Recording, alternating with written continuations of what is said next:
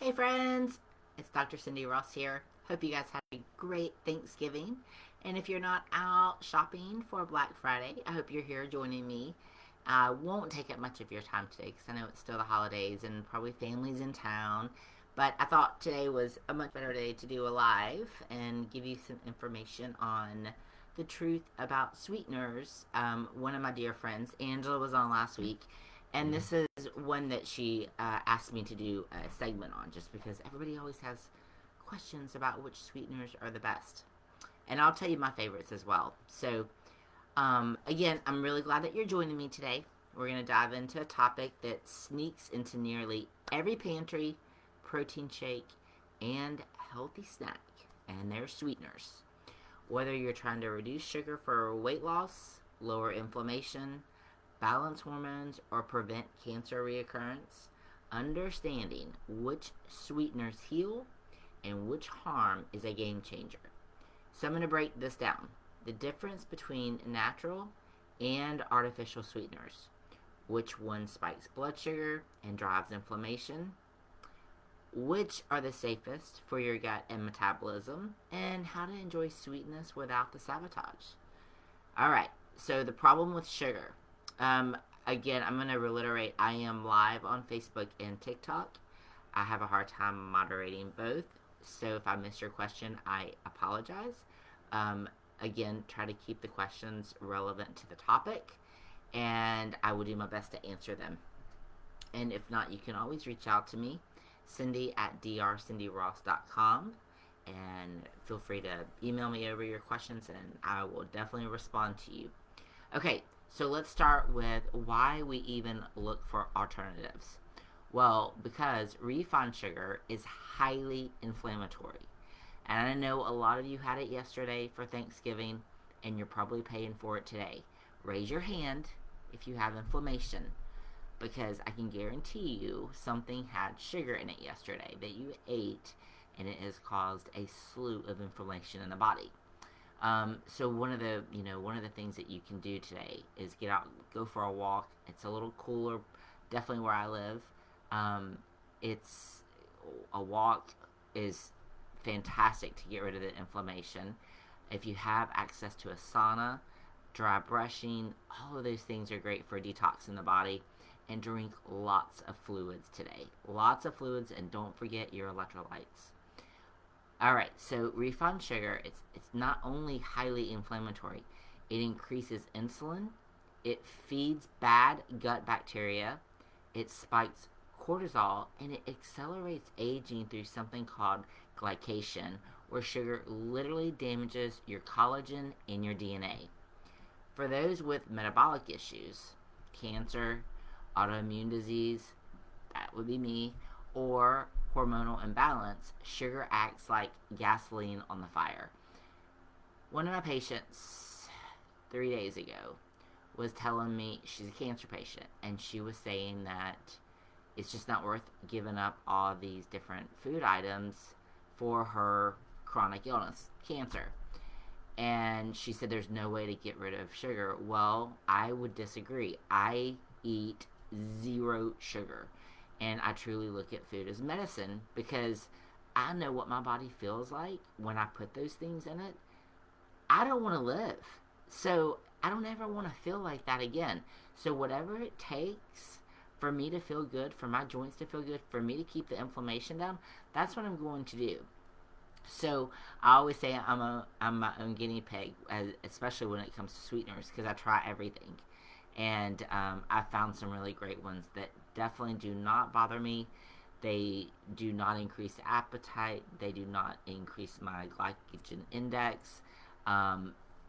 So many good ones out there. So don't think that you have to miss out on the sweetness of life just because you're trying to keep the inflammation down. Eddie's joining me today. I don't know if you guys can see him back there, but we're solo. Jason's up in North Alabama today running some errands, so Eddie stayed behind with me and came down to do the live. Alright, so let's go over this. Categories of sweeteners. Sweeteners fall into 3 main categories. You have natural sweeteners from real food sources like stevia, monk fruit, raw honey, or coconut sugar. And you have artificial sweeteners, lab made, like aspartame, sucralose, saccharin, and you got sugar alcohols as well. All right, sorbitol is one of them that I find a lot in a lot of foods. The best sweeteners. So let's go over this. Stevia. It's my absolute favorite.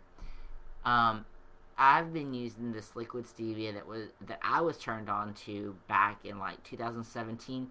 I can get it on Fullscript, and I can also get it on Amazon, and it's called Better Foods Now.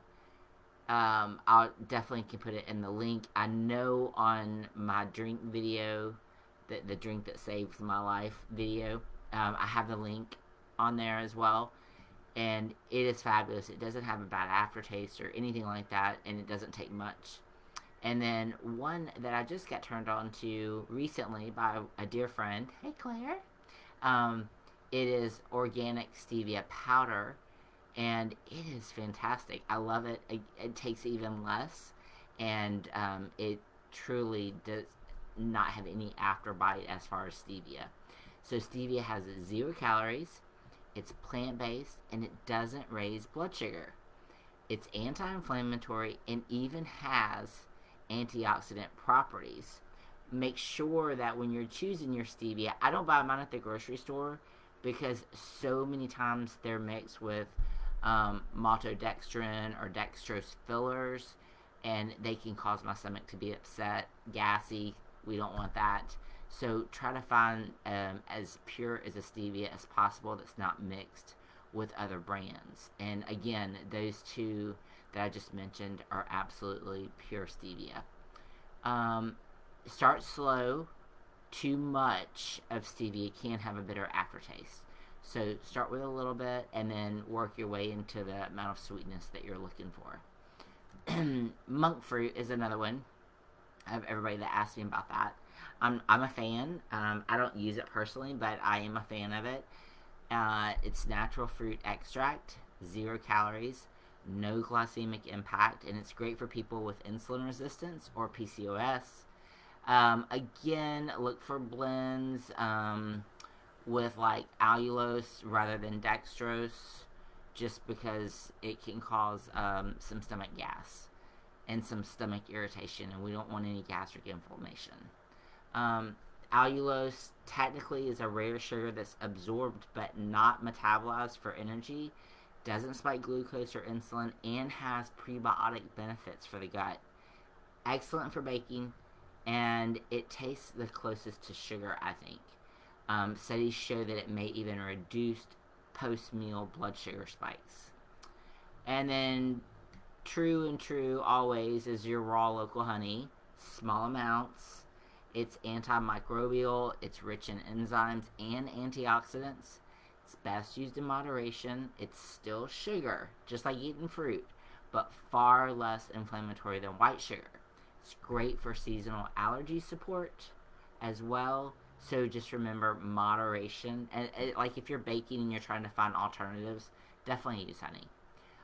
And then this is one that I use a lot for Jason. I don't personally use it. Again, I try to keep absolutely every bit of sugar out of my diet. But pure maple syrup, it contains trace minerals like zinc and manganese.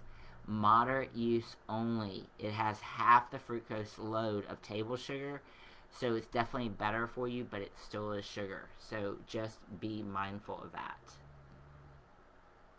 Alright, some of the worst sweeteners. Aspartame, found in diet sodas, sugar-free yogurt, gum, and protein powder. Again, this is one that I do get in my diet every now and then. I love gum, and I don't drink alcohol, but if we do go out, I will allow myself a diet soda. I know, shame on me, it's terrible. I do know how bad it is, but that is like my one treat for myself. So I definitely get it in there. But something when we were in, it was awesome because when we were in Greece, all of their diet sodas actually were made with stevia. So like one diet soda I'm usually okay with. If I have more than one, I usually feel like crap. I can feel the aspartame. Like I can't even describe the way that it makes me feel. I just feel yucky. So just be mindful of the aspartame. And again, they are hidden in diet sodas, sugar-free yogurt, gum, and a lot of protein powders. It's linked to headaches, anxiety, and even altered gut microbiome. Okay, metabolizes into methanol. It's a neurotoxic, also in large amounts. So just be careful. Inflammatory trigger. It increases oxidative stress and it disrupts neurotransmitters. Hi, Angela. Yes, maple syrup. All right, sucralose, which is Splenda. It's made by chlorinating sugar molecules. Kills up to, listen to this, kills up to 50% of your beneficial gut bacteria after just 1 week of use. It reduces insulin sensitivity, making it harder to lose weight long term. Inflammatory trigger. It disrupts the gut barrier. Leaky gut. So those little yellow packets, just be mindful that it is killing your beneficial gut bacteria. Alright. Let's talk about maltodextrin. It's found in keto or low carb products. Has a glycemic index higher than table sugar. Crazy. It drives insulin spikes and inflammation. Avoid it absolutely in any form. So what this means is you're going to have to read food labels. Alright? Just get used to it. Again, I'm not a fan of anything that has maltodextrin in it.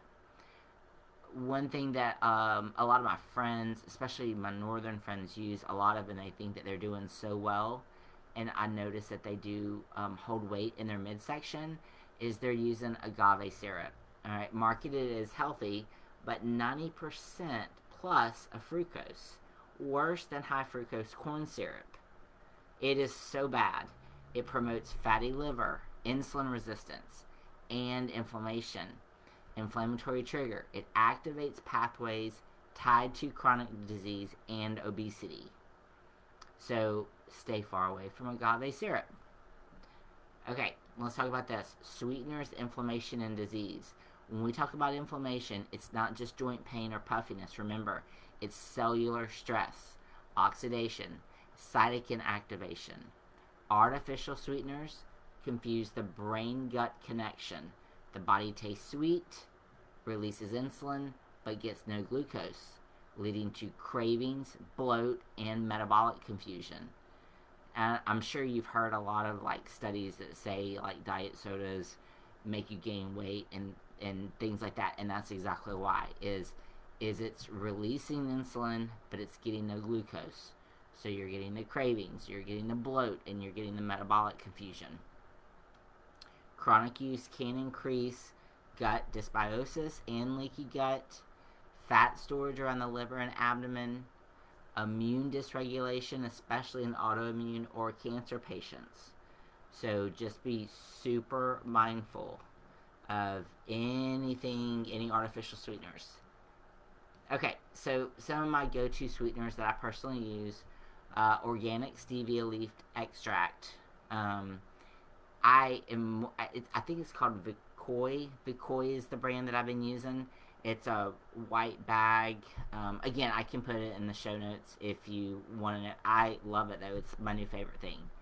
Monk fruit. Just remember about the blends, to try to stay away from the blends. Allulose for baking and smoothies. You got raw local honey for occasional immune support as well. And raw local honey is really important. Rotate your sweeteners too, just like you would with foods. The variety keeps your gut microbiome healthy. Alright, so we're at 20 minutes. I want to go ahead and go into Q&A, and that way if you have any questions, I can answer them as well. Okay, what's the best sweetener if I'm diabetic? And I get this all the time. I remember my dad and brother, before they passed, they always used Sweet and Low. Whose mom and dad uses Sweet and Low? Raise your hand. My mother and dad used Sweet and Low. I don't know how. It was awful. And even at the Orange Beach Rec Center where I work out at, there's Sweet and Low. It's like an older generation sweetener that everybody thinks is so healthy, and it's so not healthy. So up at the Orange Beach Rec Center, you guys need to switch to stevia. But in the little container, you got the pink packets and you got the yellow packets. So you got Sweet and Low and Splenda. Two of the worst things. But again, I stay in my lane unless I'm asked most of the time. Alright, so what's the best sweetener if I'm diabetic? Monk fruit is great, and allulose. Both have near zero glycemic response and support insulin sensitivity. Is it okay to use honey or maple syrup daily? Yes, but keep it under 1 teaspoon per serving and pair it with healthy fats or protein to balance the glucose. Remember, we don't want any naked carbs, right? So you always want to pair it with a fat and a protein to make sure that it stabilizes your glucose. We don't want any spikes. What about diet soda? Try sparkling water with fruit slices or a few drops of liquid monk fruit instead. Your gut will thank you. So something that I do switch to a lot is I will do a sparkling water. I'll add some fruit in. I did this a lot when we were on the cruise in Greece, and then I added in a little bit of stevia. The packets that I use are a completely different brand. I cannot think of them right now, but it's actually like this person riding a bicycle, purple packets, and it's a great tasting stevia, no blends, so you're not spiking any glycemic indexes there. Why do I bloat after using sugar-free products? Well, because likely the sugar alcohols, like I said, you don't want anything with like sorbitol or maltitol because they ferment in the gut. They cause gas, cramps, or diarrhea. If you chew a lot of gum, and I'm guilty of this because I do, and if I notice if I have more than a couple pieces a day, my stomach is super bloated, gassy, cramps like crazy, and it's the sugar alcohols. And something else, if you are a protein bar eater, I'm sure that you have noticed this because those sugar alcohols are crazy high in those bars for sweeteners. They want to make them taste like candy. Yes, we did talk about sucralose, Angela. So you'll see it if you listen to this from the beginning. We talked about it. How the sugar alcohols, what they do is they ferment in the gut. They cause the gas and cramps, and the sugar alcohols mimic sugar, and they're trying to make the protein bars taste like candy bars. So they're super sweet, but they're going to make you feel terrible. So I always tell my people, get away from the protein bars, get away from the protein powders. Try and get your foods in through whole foods, natural foods. You'll also be more satisfied because you're not like just getting a small candy bar like food, and you're not drinking your calories. You're actually eating and chewing food. How can I retrain my taste buds to crave less sweet? Alright, so you're going to slowly cut back, and within 2 to 3 weeks, your palate resets, and you'll start tasting natural sweetness in real foods again. Also, if you're craving sweets, more than likely, you are crazy insulin resistance, okay? So you got to fix it. It doesn't matter how well you eat or how much you work out. Until you fix that, you're not going to stop craving sweets, and you're not going to lose your midsection. So you got to fix your insulin resistance. Sweeteners are one of those hidden culprits that can make or break your wellness goals. And remember, the goal isn't to replace one addiction with another. It's to heal your relationship with sweetness. I definitely don't have a sweet tooth. Maybe I've just trained myself through these years, but Jason does, and I am all the time searching for recipes that I can make him, that I can add stevia to, or honey to, or the dark maple syrup to give him that sense of getting a sweet dessert, but without spiking his glycemic index. So, if you found this helpful, share the slide with a friend. Let's keep building awareness around what truly supports our healing journey. You can always reach me, Cindy, at drcindyross.com. 251-635-7477. Always make myself available. I hope you guys have a fantastic holiday weekend. Enjoy shopping if that's what you're doing today. Buy me something good. I really appreciate you tuning in. And again, hope you found this helpful. And I will be posting this in case you missed it. Have a great weekend. Talk to you soon.